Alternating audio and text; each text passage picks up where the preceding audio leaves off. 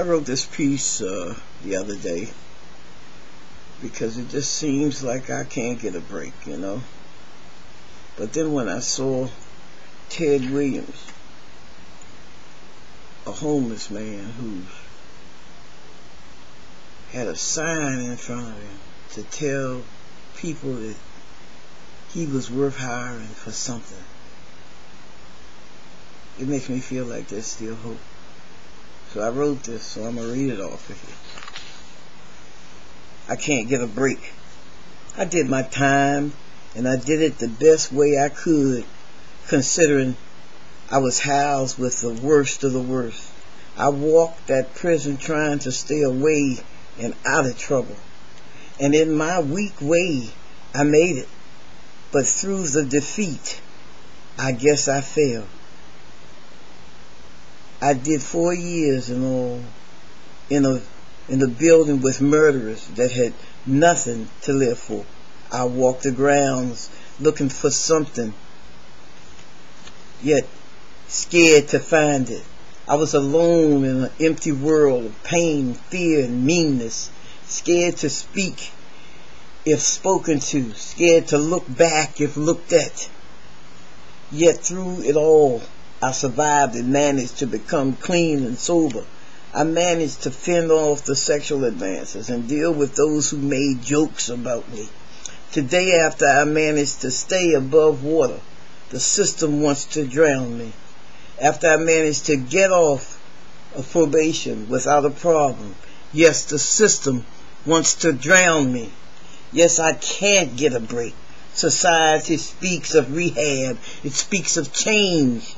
Yet, as we stand up, move over, walk away, stand tall, we are punished and promised everything to get our lives to change. Yet, when we change, no one accepts it. No one receives it. We are turned away, pushed aside, reached over for those who don't have a record, because society won't believe we can change. I can't get a break.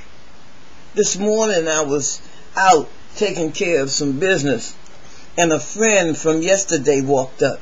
He said every time he gets a job, if he gets a job, the suspicions that seem to accompany him fails him.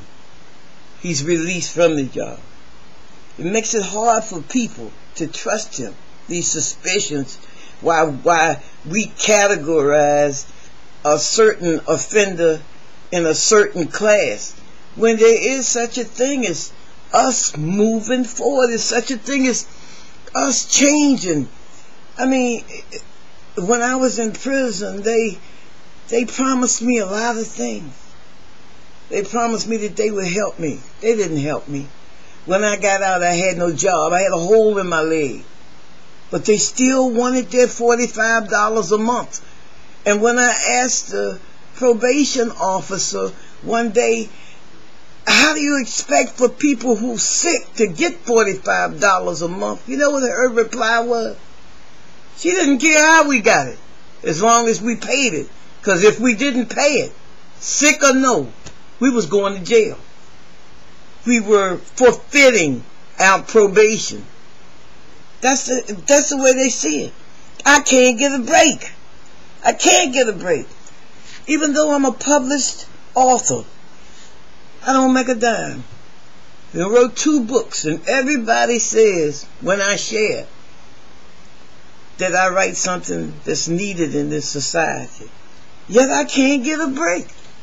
I can't get nobody to look at me and say, I'm going to give you a chance, Patricia Robinson.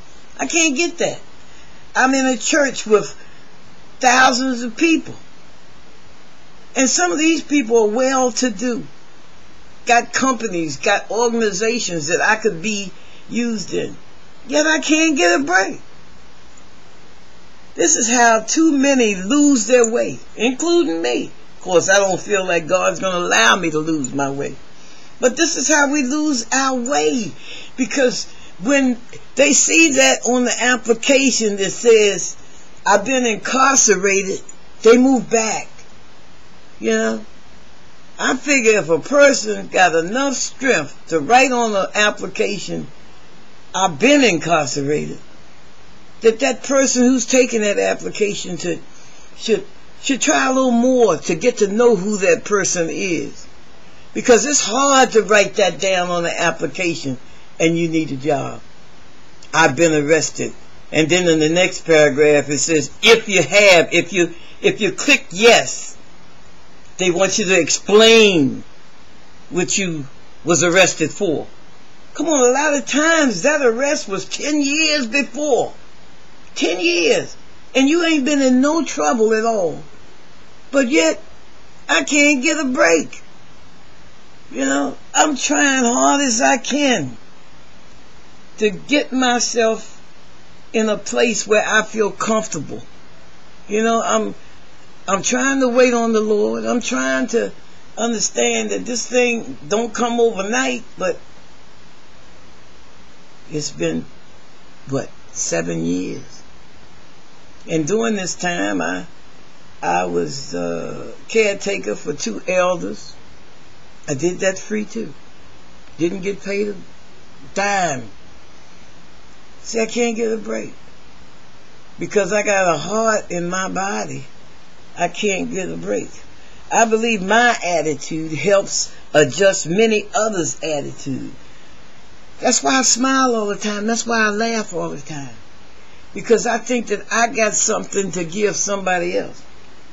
I think that my smile can be healing for somebody else, because, see, the real is somebody else's smile helps me walk clean, sober, and free every day. Somebody that takes the time to turn around and say, hey, Pat, hey, I remember seeing you somewhere. I heard that piece that you did the other day at whatever event it was. Stuff like that. I mean, they don't have to say it. But now I'm here to tell you that when you say it, you help me. You keep me on my path where I'm supposed to be. You keep me that way. See, because I don't believe that I've ever met a stranger. I just met people that I haven't been around before. And I try to allow strangers to be my friend. I don't even care if they don't smile. Usually those are the main ones I go after, the ones that got that frown on their face and act like the world owes them everything. Well, here I come. I'm the world. I'm coming to put that smile on your face. I'm coming to make you think about something. But all that pain and ache that you've been thinking about for years, I'm coming. I'm coming to change your attitude about life, to let you know that there is somebody out here that care. And there's somebody out here that's going to take the time. See, people need a person like me in the business. I'm a people person. I love to be around people. I love to talk to people. And see, the best thing is if you're a people person and you think before you speak. See, a lot of people persons, and they don't think before they speak. You got to think first before you say things to people that you don't know. See, I allow them to step into me. I come into their space and I allow what they going through to fill me up, so I know what to say to them. But still, I can't get a break. I mean, God sends His angels all the time. And it's the angels that sometimes don't do their job. See, I consider myself one of God's angels. So I got to do my job. It's important to me to help you. It's important. And I'm not going to miss out on what you got for me either. Because this angel thing and this thing about shining and glowing for God ain't no one-way street. No. It works both ways. You come in, and then after I done did my job, believe me, God sending something through you for me. And usually it's just that smile.